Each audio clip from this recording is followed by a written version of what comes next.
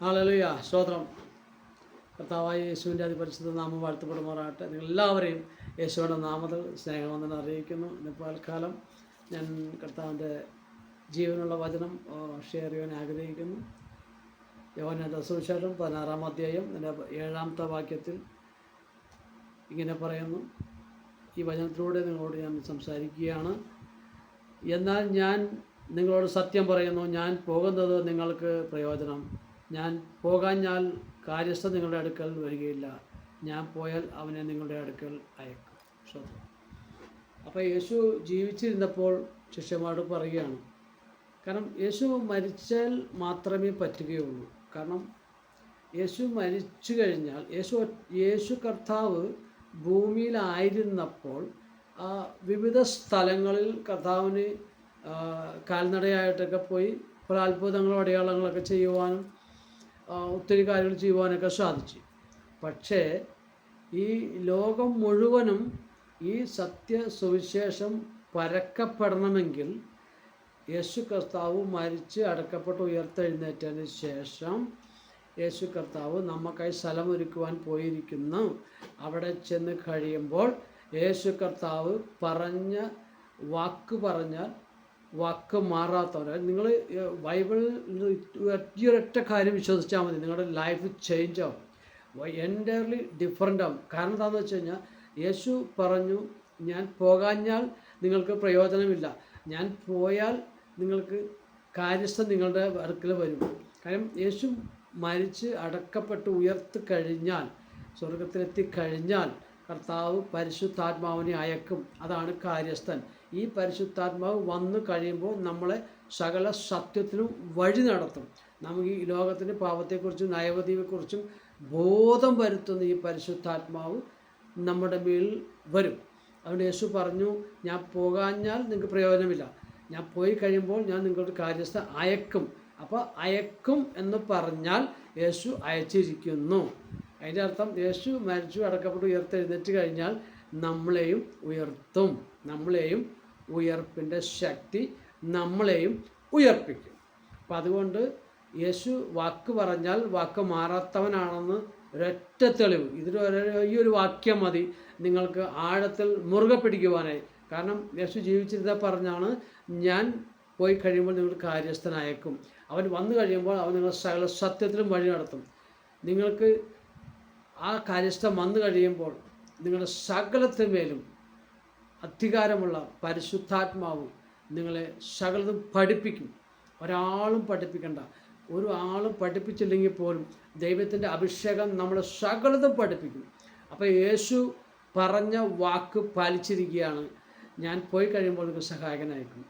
അപ്പോൾ യേശു വാക്ക് പറഞ്ഞാൽ വാക്ക് മാറാത്തവൻ എന്നുള്ള ഒരൊറ്റ തെളിവ്, യേശു ജീവിക്കുന്നു എന്നുള്ളതിൻ്റെ തെളിവ്. അതുകൊണ്ട് ഞാൻ പറയട്ടെ മക്കളെ, അപ്പോൾ നമ്മൾ ഇന്ന് കയ്യിലെടുത്തിരിക്കുന്ന ഈ വേദപുസ്തകത്തിനെ അറിയപ്പെടുന്നത് സത്യവേദ പുസ്തകം എന്നാണ്. നിങ്ങൾക്കറിയാമോ എന്തുകൊണ്ടാണ് ഈ സത്യവേദ പുസ്തകം എന്ന് പറയുന്നതിൻ്റെ കാരണം നിങ്ങൾക്ക് തിരിച്ചറിയാൻ സാധിച്ചിട്ടുണ്ടോ? സത്യവേദ പുസ്തകം എന്ന് പറയുമ്പോൾ സത്യം മാത്രം എഴുതിയിട്ടുള്ളത്. അതായത് ഈ ഉൽപ്പത്തി തുടങ്ങി വെളിപ്പാട് വരെ 66 പുസ്തകങ്ങളിൽ പലതും വേണമെങ്കിൽ മാറ്റി തിരുത്തി കുറിക്കാമായിരുന്നു. എന്നാൽ ഇത് സത്യം മറച്ചു വെക്കാതെ സത്യം ഉള്ളതുപോലെ തുറന്നെഴുതിയത് കൊണ്ടാണ് ഇതിനെ സത്യവേദ പുസ്തകം എന്ന് പറയുന്നത്. ഇത് ആത്മാവിൽ എഴുതിയതുകൊണ്ട്, ദൈവത്തിൻ്റെ പരിശുദ്ധാത്മാവിൽ എഴുതിയതുകൊണ്ട് ഇതിനത് കൂട്ടാനും പാടില്ല, കുറക്കാനും പാടില്ല. ഈ ബുക്ക് എഴുതിയത് തന്നെ മുക്കുവന്മാരും ശിഷ്യന്മാരും പട്ടാളക്കാരും രാജാക്കന്മാരും അങ്ങനെ 50-ലധികം പേര് വിവിധ സ്ഥലങ്ങളിൽ നിന്ന് യാതൊരുവിധ കമ്മ്യൂണിക്കേഷനും ഇല്ലാതെ, കോണ്ടാക്റ്റും ഇല്ലാതെ അവർ തുകലുകളിൽ എഴുതി ശേഖരിച്ച് വെച്ച് അത് പരിശുദ്ധാത്മാവ് അത് അവരെ കൊണ്ട് എഴുതിച്ചതാണ്.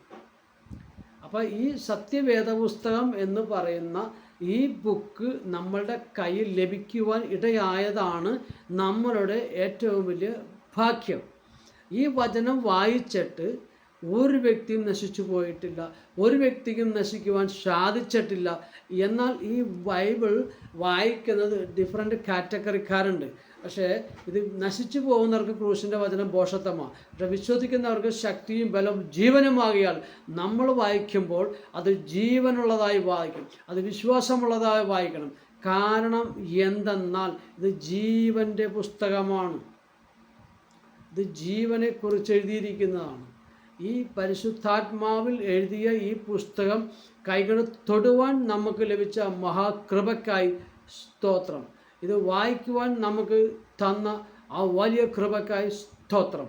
ഞാൻ പറയട്ടെ, ഈ ബൈബിളിൽ നിന്ന് തൊടുവാൻ നമുക്ക് യാതൊരു വിധത്തിലുള്ള ക്വാളിറ്റിയുമില്ല. തൻ്റെ പുത്രൻ്റെ യാഗത്തിലൂടെ സർവ്വജനത്തിനും വേണ്ടി യേശു കർത്താവ് മരിച്ചതുകൊണ്ട്, പ്രിയ പൈതലെ പറയട്ടെ, ഈ ബൈബിൾ നിങ്ങൾ തുറന്നു വായിക്കുക. ഞാനൊരു പ്രബോധനം പോലെ നിങ്ങളോട് പറയുന്നു, ഈ ബൈബിൾ വായിക്കുമ്പോൾ ദൈവത്തിന് സംസാരിപ്പാനുള്ളത് കേൾപ്പാൻ പറ്റും. അത് നിങ്ങൾക്ക് വോയിസായിട്ട് കേൾക്കാം, ഈ വചനത്തിലൂടെ കേൾക്കാം, അത് നിങ്ങൾക്ക് സ്വപ്നത്തിലൂടെ ദർശനത്തിലൂടെയും കേൾക്കുവാൻ സാധിക്കും. ഞാൻ പറയട്ടെ പ്രിയ പൈതലെ, നിങ്ങളിത് വായിക്കുമ്പോൾ നിങ്ങളുടെ ശരീരങ്ങളിൽ ദൈവിക അനുഭവങ്ങളുണ്ടാവും. ഈ ബുക്ക് അനേക ഗ്രന്ഥങ്ങൾ നമുക്കിവിടെ ലഭിക്കും.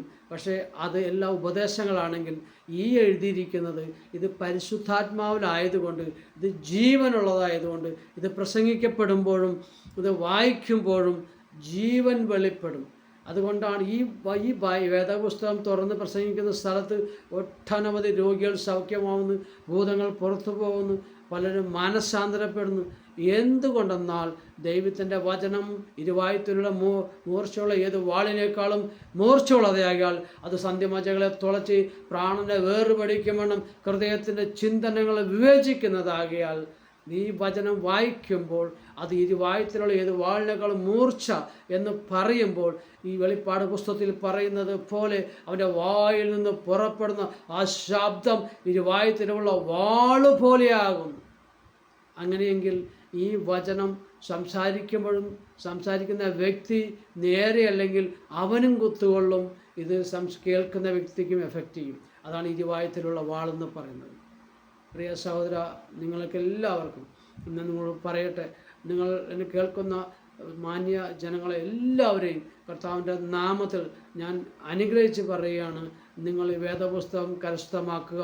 നമ്മൾ എന്ത് നേടിയെന്ന് പറഞ്ഞാലും, എന്ത് നേടുവാൻ പോകുന്നെന്ന് പറഞ്ഞാലും നമ്മളൊരു വേദപുസ്തകം ഇമ്മീഡിയറ്റായിട്ട് കരസ്ഥമാക്കുക. യേശു കർത്താവിനെ പറ്റി കേൾക്കുക, അറിയുക.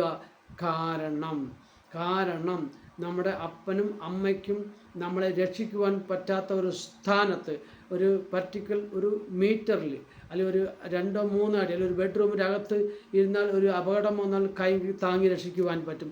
എന്നാൽ ഞാൻ പറയട്ടെ പ്രിയ സഹോദരന്മാരെ, നിങ്ങളോട് പറയട്ടെ, നിങ്ങൾ കടലിൻ്റെ അടിത്തട്ടിൽ വീണപ്പെട്ടാലും, നിങ്ങൾ കാറ്റിനകപ്പെട്ടാലും, നിങ്ങൾ സിംഹത്തിൻ്റെ കുഴിയിലകപ്പെട്ടാലും, നിങ്ങൾ തീയിനകത്തകപ്പെട്ടാലും അവിടെ ഇറങ്ങി വന്ന് ഒരു കേടും ഒരു അപകടവും പറ്റാതെ നിങ്ങളെ കാത്തുപരിപാലിക്കുവാൻ കഴിവുള്ള യേശുവിനെ നിങ്ങൾ സ്വീകരിച്ചേ മതിയാകൂ. കാരണം അപ്പനും അമ്മക്കും രക്ഷിക്കുവാൻ പറ്റാത്ത മേഖലകളിൽ ഒരു രോഗം വന്നാൽ, ഒരു ഭാരം വന്നാൽ, ഒരു ICUവിൽ കിടക്കുന്ന വ്യക്തിയെ പോലും കൈ തൊടാതെ കത്തി തൊടാതെ ആയിരക്കണക്കിന് 10,000-കണക്കിന് ടെസ്റ്റ് മണീസുണ്ട്. യേശു കർത്താവ് അവരുടെ മുറിയിൽ ഇറങ്ങി വന്ന് സ്പർശിച്ച അനുഭവങ്ങളുണ്ട്. ഒരു ICUവിലായാൽ ഒരു മാതാവിനെയും പിതാവിനെയും കയറുന്നതെങ്കിൽ തന്നെ ഡോക്ടേഴ്സിൻ്റെ പെർമിഷൻ വേണം. എന്നാൽ നിങ്ങളോട് പറയട്ടെ പ്രിയ സഹോദരങ്ങളെ, യേശു കർത്താവിന് ആരുടെയും പെർമിഷൻ വേണ്ട. ICUവിലായാലും കടലിൻ്റെ നടുക്കാണെങ്കിലും എവിടെയാണെങ്കിലും, നിൻ്റെ ബെഡ്റൂമിലാണെങ്കിലും ഇറങ്ങി വന്ന് എന്നോട് കമ്മ്യൂണിക്കേറ്റ് ചെയ്യുവാൻ, നിങ്ങളെ സ്പർശിക്കുവാൻ കഴിവുള്ള യേശു ഇന്ന് ജീവിക്കുന്നു. ആമേൻ. ഹല്ലേലൂയ, ഹല്ലേലൂയ, ഹല്ലേലൂയ. എന്നെ കേൾക്കുന്ന സഹോദരങ്ങളെ, നിങ്ങളോട് പറയട്ടെ, നിങ്ങൾക്ക് എന്തെങ്കിലും രോഗമുണ്ടോ, എന്തെങ്കിലും ഭാരമുണ്ടോ, നിങ്ങൾ ബൈബിൾ വായിക്കുക, വിശ്വസിക്കുക. നിങ്ങൾക്ക് എൻ്റെ പ്രാർത്ഥിക്കണമെന്ന് ആവശ്യമുണ്ടെങ്കിൽ എൻ്റെ നമ്പർ ഡിസ്കഷനിലുണ്ട്. നിങ്ങൾ വിളിക്കുക, പ്രാർത്ഥിക്കും. ഞാൻ നിങ്ങൾ തുറന്ന് പറയട്ടെ, യേശുവിന് കഴിയാത്ത ഒരു കാര്യവുമില്ല. യേശു അത്ഭുത മന്ത്രി ആയതുകൊണ്ട്, സകലതും അവൻ്റെ കയ്യിലിരിക്കുന്നത് കൊണ്ട്, യേശുവിന് എല്ലാം സാധ്യമായതുകൊണ്ട് നിങ്ങൾ യേശുവിൽ വിശ്വസിക്കുക. ഇത് കേൾക്കുമ്പോൾ നിങ്ങളുടെ ശരീരത്തിൽ, നിങ്ങളുടെ ജീവിതത്തിൽ ഒരു ആത്മീയ ഉണർവുണ്ടാകുവാനായി ഞാൻ നിങ്ങൾക്കൊരു പ്രാർത്ഥിക്കുന്നു. കർത്താവ്, ഈ മക്കളെ അനുഗ്രഹിക്കണം കർത്താവ്. നിൻ്റെ വചനം ഇവർക്ക് എഫക്റ്റ് ചെയ്തിട്ട് പ്രാർത്ഥിക്കുന്നു. പാറയെ തകർക്കുന്ന കൂടമാവുന്ന യേശു രാജാവിൻ്റെ വചനം കർത്താവ് ഇവർക്ക് അത്ഭുതമായി തീരട്ടെ എന്ന് പ്രാർത്ഥിക്കുന്നു. നിങ്ങൾക്കറിയാമോ, യേശുവിനെ പരീക്ഷിക്കാൻ വേണ്ടി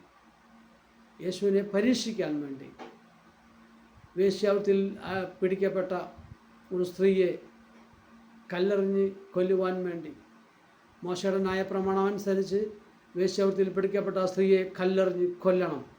അങ്ങനെയെങ്കിൽ ആ യഹൂദന്മാരും ശാസ്ത്രിമാരും തിരഞ്ഞെടുത്തൊരു മാർഗം അവർ യേശുവിനെ കൊടുക്കുവാൻ വേണ്ടി യേശു കടപ്പുറത്തിരുന്ന് യേശു കർത്താവിലിരിക്കുമ്പോൾ അവർ ഓടിച്ച് അവൻ്റെ അടുത്തേക്ക് കൊണ്ടുവന്നു. എന്നിട്ട് പറഞ്ഞു, ഗുരുവേ, ഇവൾ മോശയുടെ ന്യായപ്രമാണം അനുസരിച്ച് വേശ്യാവൃത്തിയിൽ പിടിക്കപ്പെട്ടാൽ കല്ലെറിഞ്ഞ് കൊല്ലണം.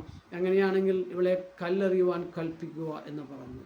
അപ്പോൾ യേശു പറഞ്ഞു, നിങ്ങളിൽ മുതിർന്നവരിൽ പാപം ചെയ്തിട്ടില്ലാത്തവർ ആദ്യം കല്ലെറിയട്ടെ എന്ന് പറഞ്ഞു. അപ്പോൾ അവർ കല്ലെറിഞ്ഞില്ല. കാരണം പാപം ചെയ്യാത്തവരാരുമില്ല, അതുകൊണ്ട് അവരെറിഞ്ഞില്ല. പക്ഷെ ആ മകളോട് പറഞ്ഞു, മകളെ, നീ മരണകരമായത് നിനക്ക് സംഭവിക്കാതിരിക്കേണ്ടതിന് നീ അതിന് പാപം ചെയ്യരുത് എന്ന് പറഞ്ഞ് അവളെ വിട്ടയപ്പാനിടയായി. അങ്ങനെ അവളെ വിട്ടയച്ചു. ഒന്നും സംഭവിച്ചില്ല. പക്ഷേ പാപത്തിന് പരിഹാരമായി കാൽവരിയിൽ യേശു കർത്താവ് ഏകയാഗമായി തീർന്നത് കൊണ്ട് നമുക്ക് വേണ്ടി, പാപത്തിന് വേണ്ടി, പാപത്തിൻ്റെ അടിമ ചങ്ങല പൊട്ടേണ്ടതിന് വേണ്ടി യേശു സകലതും വഹിച്ചു. ആമേൻ. അപ്പോൾ അതുകൊണ്ട് നിങ്ങൾ പറയട്ടെ, യേശുവിനെ നിങ്ങൾ വിശ്വസിക്കുക. ഈ യേശു കർത്താവിനെ ഒരു പച്ചവെള്ളത്തോട് ഒരിക്കൽ കർത്താവിനോട് പറഞ്ഞു, പച്ചവെള്ളത്തോട് ഉപമിക്കുന്നു എന്ന് പറഞ്ഞു.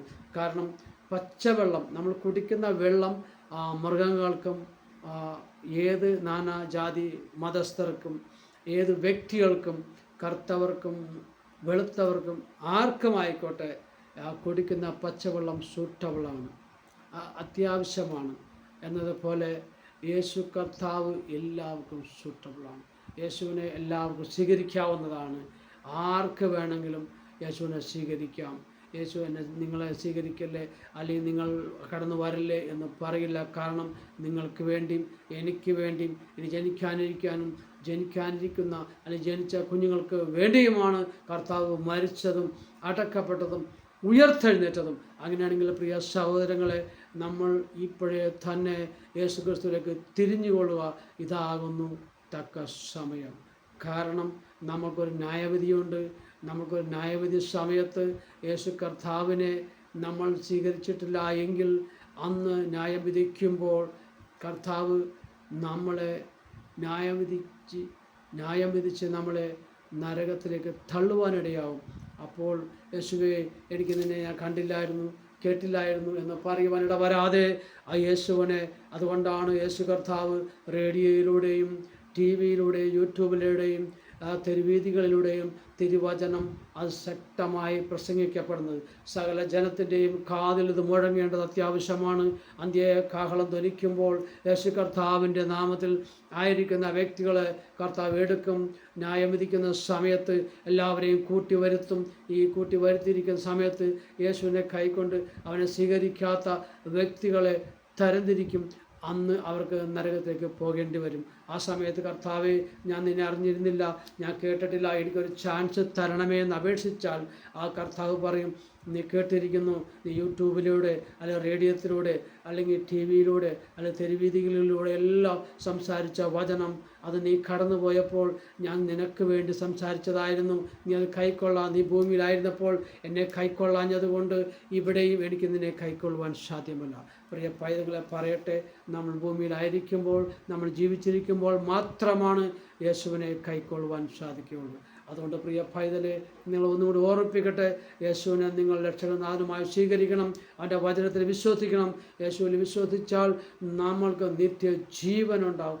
നമ്മൾ ഏത് മരണകരമായ സാഹചര്യത്തിൽ നിന്നും യേശുവിനെ വിടിയിപ്പാൻ, നമ്മളെ സഹായിപ്പാൻ യേശുവിന് സാധിക്കും. വാക്ക് പറഞ്ഞാൽ വാക്ക് മാറാത്തവൻ, നീതിവാൻ, വിശ്വസ്തനും അത്ഭുത മന്ത്രിയുമായ യേശു രാജാവ് ഇന്ന് ജീവിക്കിയാൽ നിങ്ങൾ എന്തിന് പേടിക്കണം, എന്തിന് ഭയപ്പെടണം? ഭയം കൂടാതെ ഭയം കൂടാതെ ക്രിസ്തുവിലേക്ക് ഓടിയെടുക്കുക.